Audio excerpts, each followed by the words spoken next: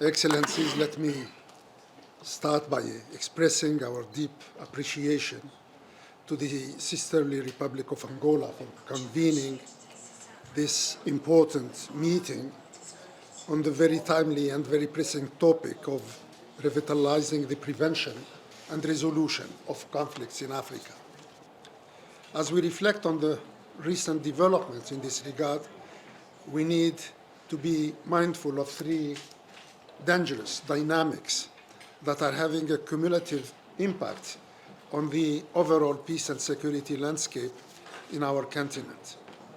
Firstly, throughout its modern history, Africa has never experienced such a high number of hotbeds of tensions, crises, and conflicts at the same time.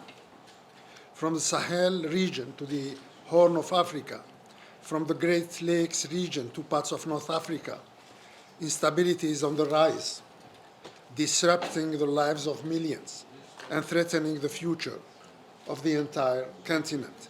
Secondly, and perhaps even more alarming, terrorism has emerged as the primary threat to peace and security in Africa. Throughout the last decade, Africa has witnessed a deeply shocking 400% increase in terrorist attacks and a 237% rise in terrorism-related deaths. Nowadays, Africa accounts for almost 63% of all terrorism-related deaths worldwide, and the global terrorism epicenter has shifted to the Sahelo-Saharan region.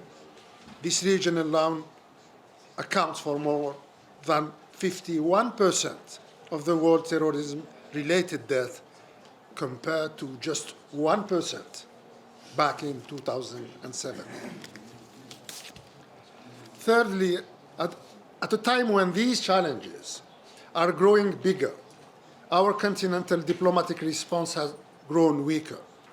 Mediation efforts and peace processes have not kept pace with the worsening situation, thus leaving a huge vacuum of forces of instability to spread and to expand even more. Having said that, we also need to be mindful of the responsibility that lies upon us, the member states. Our responsibility is to work together to put in place the appropriate mechanisms to provide the needed resources and to ensure the implementation of what has been agreed. In this regard, I would like to share a few reflections with this esteemed gathering.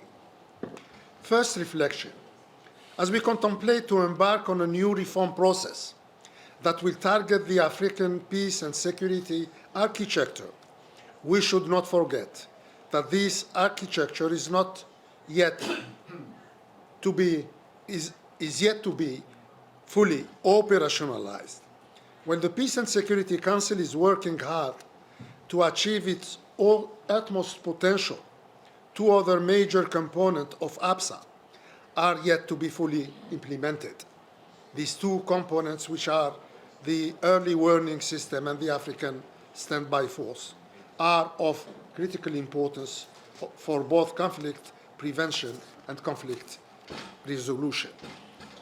Second reflection: the comparative advantage of the African Union lies in diplomacy and mediation efforts, and clearly not solely in peace operations.